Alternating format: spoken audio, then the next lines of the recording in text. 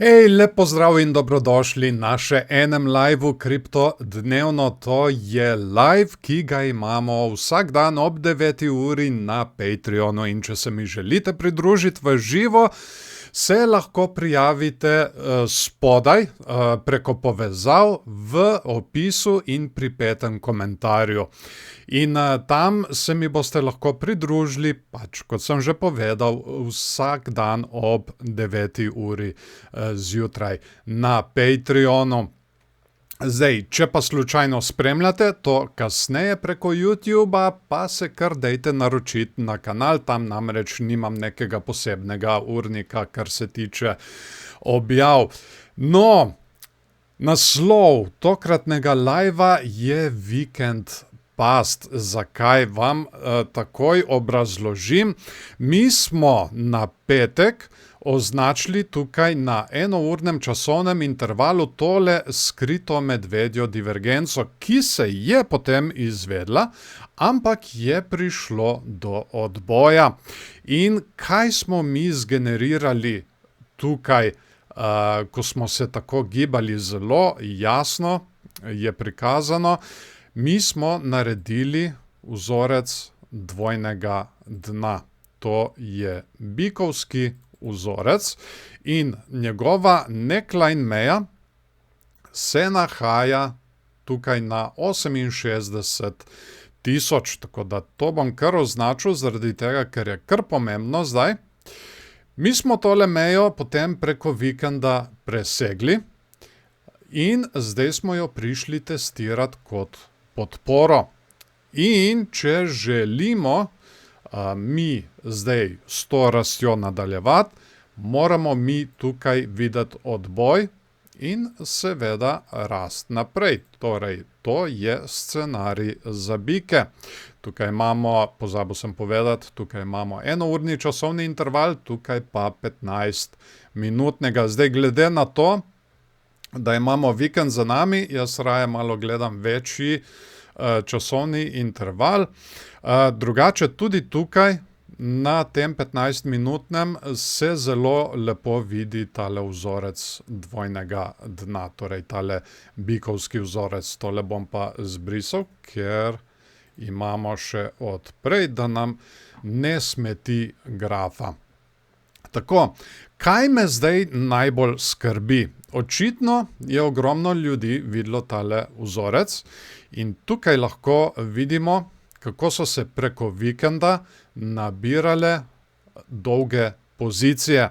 In to ponavadi ni ravno najboljši znak. Očitno ogromno ljudi pričakuje, da bomo mi rasli naprej. Ampak ključnega pomena je zdaj tale meja tukaj na 68.000. Zdaj, če mi tole izgubimo, potem lahko gremo testirati dol tole mejo na okoli 65.000 in jo bom tudi kar označil. In seveda, izguba teh neckline mej zna biti zelo kaznovalna, če se lahko tako izrazim. Ob izgubi bi lahko šli mi tudi celo nižje testirati tole na okoli 62.500, tako da bom označil tudi tole. In še enkrat, glede na to, da imamo vikend za nami, bomo preverili še večje časovne intervale. 4-urni. Vidimo, tukaj se nam dela spet ena skrita medvedja divergenca. Jo bom kar označil. Tukaj imamo vrh in pa nižji vrh v gibanju cene. Medtem ko tukaj pri RSI imamo vrh in pa višji vrh. To torej lahko signalizira tudi nadaljevanje padanja.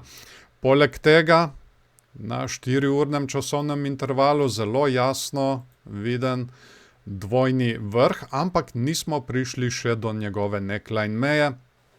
ki je na okoli 65.000. Tako da to bo treba še malo počakati, da se tale vzorec dovrši.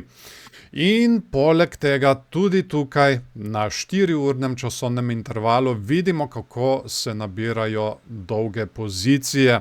In na račun tega bi lahko sledila kazen in seveda tudi nadaljevanje padanja.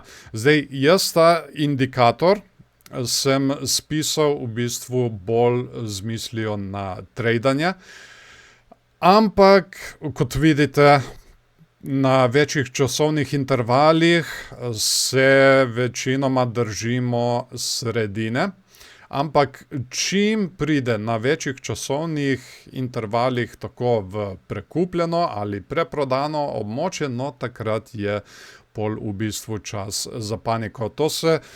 To se zelo redko zgodi, ampak ko se zgodi, je treba temu posvečati pozornost. Tako da paziti bo treba tele dolge pozicije. Dajmo pogledati še 13-urni časovni interval, da vidimo, kaj se kaj tam dogaja. In ja, tudi tukaj praktično ista situacija. Vrh, nižji vrh v gibanju cene, medtem ko RSI vrh in pa višji vrh.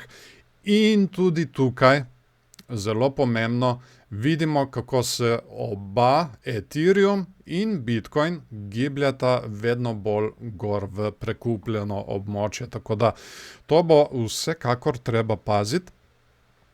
Dajmo pogledati zdaj še Ethereum, kaj se kaj z njim dogaja. Tudi pri Ethereumu smo mi tukaj naredili dvojno dno. Torej, bikovski vzorec, dvojno dno in potem smo rasli naprej gor skoraj do, oziroma praktično do 2100. Ampak kaj se je zgodilo pri Ethereumu? Ethereum je namreč tukaj že izgubil svojo neckline mejo in zdaj se gibljamo tukaj v neki konsolidaciji. Kar bi jaz pričakoval je, da gremo testirati vsaj tole mejo spet teh okroglih 2000 in da vidimo, kaj se bo tam dogajalo. Je pa tukaj na enournem časovnem intervalu vidimo Ethereum, tale vijoličasta črta, je kar precej prekupljen in to bi lahko sledila kar konkretna kazen, glede na to, da smo že izgubili tole neckline mejo. Kot sem rekel, lahko gremo testirati tole na 2000, ampak če smo od nje zavrnjeni, potem imamo tukaj naslednjo na okoli 1900, ki bi mogla služiti kot podpora.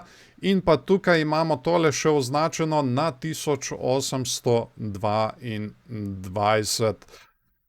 Ampak ja, ta teden bo treba kar paziti, ker po mojem mnenju bi se znalo padanje kar nadaljevati, ampak to je pač moje mnenje.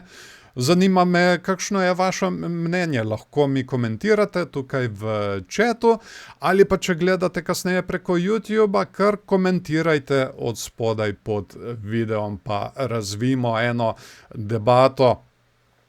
Tudi če se ne strinjamo, zelo rad podebatiram z vami in zelo rad vidim tudi kakšne druge poglede. No, dajmo pri Ethereumu pogledati še večje časovne intervale, tako kot smo pri Bitcoinu, glede na to, da imamo vikend za nami. Tudi tukaj zelo dobro vidno tole dvojno dno bikovsko, ampak njegovo neckline mejo smo že izgubili. In kot sem rekel, lahko jo gremo testirati kot odporno mejo in potem padamo naprej dol na tele prej določene meje. In vidimo tudi tukaj, kako se za Ethereum nabirajo dolge pozicije na večjem časovnem intervalu, kar ja, moramo posvečati kar precej pozornosti temu tale teden. Tako da ja, vsekakor se dejte naročiti, da ne boste zamudili kakšne epizode. Pa dajmo pogledati še 13-urni časovni interval. In ja, podobna situacija, malo bom zbrisal še tele črte, ki so nam označevale prejšnje divergence. Zelo, zelo podobna situacija kot pri Bitcoinu. Še te moram zbrisati. Tukaj imamo vrh, nižji vrh, tako pri gibanju cene, torej vrh, nižji vrh, med tem, ko tukaj smo pa naredili vrh in pa višji vrh, skrita medvedja divergenca in tukaj se je v bistvu tale dvojni vrh, medvedji vzorec, nekako že zaključil. Njegova neckline meja je tukaj na 1960 in če tole izgubimo, seveda gremo takoj testirati tole mejo na 1800 in seveda, glede na to, da se nabirajo tukaj dolge pozicije, lahko pride do kar hude kazni in seveda tudi padca še naprej. Ampak, kot sem rekel, to je moje mnenje. Kakšna so kaj vaša pričakovanja za ta teden? Kar komentirajte in seveda ne se pozabiti naročiti tudi na moj YouTube kanal, da ne boste zamudili kakšnega videa oziroma posnetka teh liveov. Kakšen všeček tudi zelo pomaga in se vidimo v naslednjem liveu Kripto dnevno. Lep dan vam želim, se vidimo. Čau, čau.